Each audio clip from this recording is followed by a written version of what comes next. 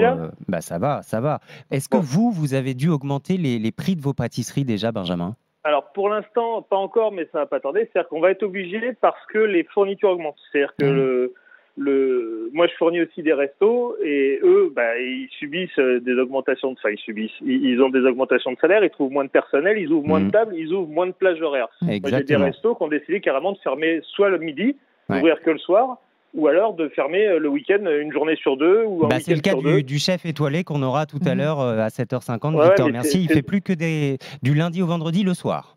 c'est ça. Eh ben, moi qui leur fais, donc on a un partenariat, moi qui leur fais certains desserts, c'est compliqué parce que du coup, ben, ma production baisse aussi.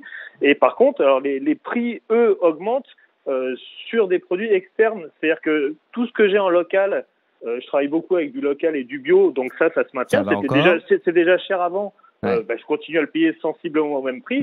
Par contre, tout ce qui était produit entre guillemets, j'allais dire pas cher, à prix tendu et négocié à bloc, c'est-à-dire le beurre, les œufs, les amandes, Les les matières emballages. premières. Voilà, et les matières premières et les emballages aussi, ça faut pas les oublier. Tout a augmenté, les cartons, c'est une folie, quoi. Et c'est Ça à fait cause que, de ça. oh, Vous, par exemple, là, vous dites ça va pas tarder que j'augmente mes pâtisseries. Dans quelle proportion? bah, ça risque d'être presque 10%. Ah ouais. Les amandes sur un an, c'est plus 20%. Les Eh œufs, ben, là, sur les derniers mois, c'est plus 15%. Le beurre sur un an, c'est plus 20%. Et les emballages, là, sur les 3 derniers mois, plus 15%. ah ouais. Eh ben, ça, Moi, c'est édifiant. je peux pas ne pas augmenter parce que Vous sinon, êtes après, obligé c'est en moi qui tant vais que... me mettre en difficulté. Bah, bien sûr, vous êtes obligé en tant que commerçant, Benjamin. Stéphane, en tant que consommateur, vous comprendriez, vous, dans les prochaines semaines, que bah, vos commerçants, comme Benjamin, disent bah, je suis désolé, mais je suis obligé d'augmenter pour le même produit? À court terme, bien sûr, et de toute façon, ça va être des augmentations qui vont être, alors pas du tout négligeables, mais qui vont être inférieures à ce qu'on peut voir sur du carburant, par exemple, qui aujourd'hui ce qui nous impacte le plus. À court terme, c'est quelque chose qui pourrait être absorbable, qui peut faire des choix, peut-être moins de viande et poissons qui est encore très cher.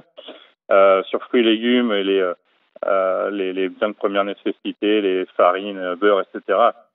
Si on n'a pas le choix, on absorbera comme on peut, comme on fait avec le carburant aujourd'hui, quoi. C'est ça, comme on peut. C'est bien le problème, mon cher Stéphane. C'est qu'il y a le fait de comprendre que ça augmente, mais aussi le fait de pouvoir continuer à acheter les produits qu'on avait l'habitude d'acheter. Le débat est bien lancé. Continuez, 32-16. Est-ce que vous avez encore les moyens ou est-ce que vous vous attendez à encore plus vous serrer la ceinture dans les prochaines semaines? 30...